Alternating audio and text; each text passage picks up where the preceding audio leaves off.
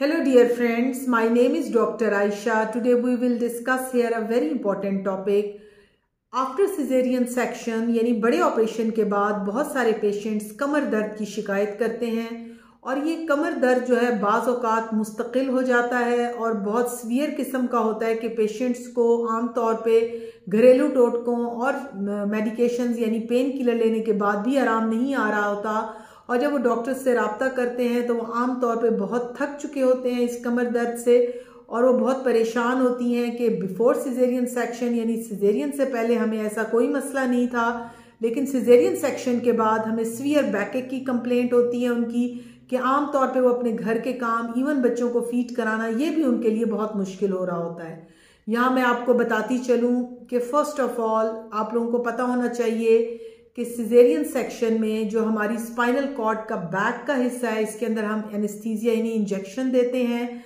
Spinal cord जो है वो एक ऐसा हमारी बॉडी का ऑर्गन है जिसके ऊपर हमारी पूरी बॉडी का एक स्ट्रक्चर जो है वो खड़ा हुआ है। नेचुरली जब भी हम उसमें इंजेक्शन जो है एनेस्थीसिया हम देते हैं वो आने वाले टाइम में बैकएक को कॉज कर सकता है, बिकॉज फर्स्ट ऑफ ऑल तो ये है कि ये हमारे स्पाइनल हेडेक्स दे सकता है ये इंजेक्शन, यानी कि सर का शदीद दर्द दे सकता है और फिर जो है ये कमर दर्द दे सकता है। कमर दर्द जो है आम तौर पे 12 घंटे यानी कि आफ्टर 12 आवर्स सिजेरियन सेक्शन के ये दर्द शुरू होता है और देखा ये गया है कि ये 12 से 14 हफ्ते में आम तौर पे बेहतर हो जाता है, लेकिन बाज़ औक़ात इस दर्द की नौयत इस तरह होती है कि वो मंथ्स तक भी रह सकता है। इस दर्द को बेहतर करने के लिए मैं यहाँ पर कुछ आपको इसके बताऊंगी इलाज, जिसको आप घर की होम रेमेडीज़ भी कह सकते हैं और इसको आप फॉलो करेंगे तो बहुत सारे पेशेंट्स इस कमर दर्द से बच सकते हैं। First of all early mobilization, यानी कि आपने पेशेंट का आफ्टर सिजेरियन सेक्शन उसको लंबा नहीं लेटाना, उसको कोशिश करनी है कि वो उठ के चलना शुरू करे।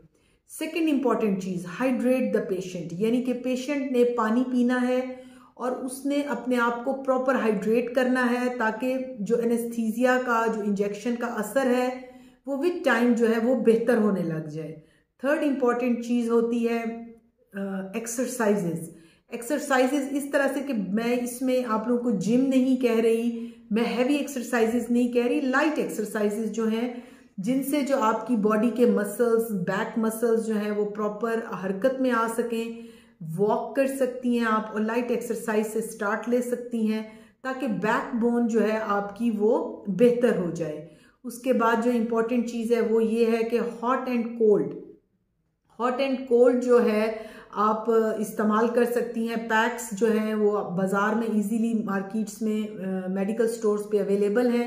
आप कोई भी हॉट पैक जो है उसको अच्छा सा गर्म करके अपनी कमर के जो है पीछे के मसल्स हैं उन पे रख सकते हैं और उनको स्लो जो है मसाज कर सकते हैं किसी भी अच्छे पेन किलर से। इवन ऑलिव ऑयल भी इसके लिए बेहतर है और उसके बाद आप इस पर कमर के गिर्द जो है वो एब्डोमिनल बेल्ट भी बांध सकते हैं। एब्डोमिनल बेल्ट्स जो हैं ये मार्केट में इजीली अवेलेबल हैं। इसके अलावा मैं यहाँ आपको बताती चलूँ इम्प्रोप्रिएट जो है पोस्चर, ये बहुत ज़रूरी है कि आप बच्चों को जब भी गोद में लेके दूध पिलाएं या आप जब भी चलें तो आप प्रॉपर स्ट्रेट होके चलें ताकि जो आपकी कमर के मसल्स हैं वो रिलैक्स रहें और उन पे एक्स्ट्रा बोझ ना पड़े। सो डियर लेडीज़ जो मुझे सुन रही हैं, मैं उनको बताना चाहती हूँ कि बैकएक जो है ये सिजेरियन सेक्शन के बाद बहुत आम मिलने वाला मसला है। इससे बचने का यही तरीका है कि आप लोग अपने आप को एक्टिव रखें, अपनी डाइट को प्रॉपर तरीके से लें, पानी का इस्तेमाल ज़्यादा करें और वॉक या एक्सरसाइज को ज़रूर अपना जो है ना एक पार्ट ऑफ लाइफ बनाएं ताकि आप कमर दर्द से बच सकें। लेकिन अगर कमर दर्द जो है मंथ्स के हिसाब से चल रहा है, बिल्कुल आराम नहीं आ रहा, कोई जिस्म का हिस्सा सुन्न हो रहा है या छोटे या बड़ा पेशाब जो है वो कंट्रोल में नहीं आ रहा और नमनेस है यानी कि सुन्न होते हैं पैरों की उंगलियां, हाथों की उंगलियां और या टांगों का कोई हिस्सा सुन्न हो रहा है, बैक का कोई हिस्सा सुन्न हो रहा है, तो उस सूरत में आपने फ़ौरन डॉक्टर से रब्ता करना है। खुद से मेडिकेशंस नहीं लेनी ताकि वो प्रॉपर रूल आउट करें कि ये कमर दर्द जो है बेहतर क्यों नहीं हो रहा, ताकि आपको अर्ली हेल्प मिल सके। Thank you very much. Be blessed, be safe. अल्लाह हाफ़िज़।